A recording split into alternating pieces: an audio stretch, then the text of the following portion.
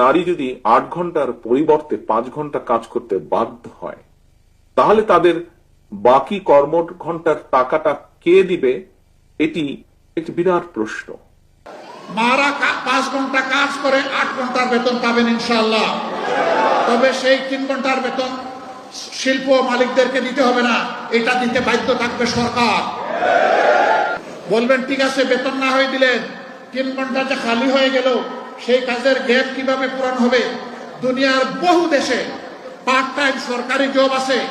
অনেক মহিলা 8 ঘন্টা সময় দিতে পারবে না, বাসার বাইরে তার বাচ্চা আছে, সংসার আছে, এই জন্য জব ছেড়ে দেয়।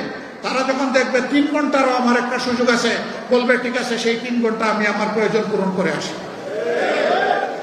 এখানে জব আরো বেড়ে যাবে, একজনের সাথে আরো 1/2 জন যোগ হয়ে যাবে। সুতরাং আগে যদি 100 জন জব পেয়ে থাকে, এখন 150 জন পাবে ইনশাআল্লাহ।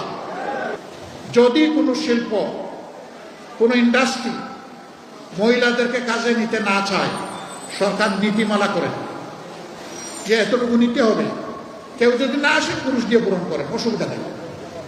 আবার মহিলাদের মাঝে, নারীদের মাঝে কেউ যদি বলেন যে আমি 8 ঘন্টা কাজ করেই 8 ঘন্টার বেতন নিতে চাই, তাকে সম্মানিত করা হবে বাড়তি ইনশাআল্লাহ।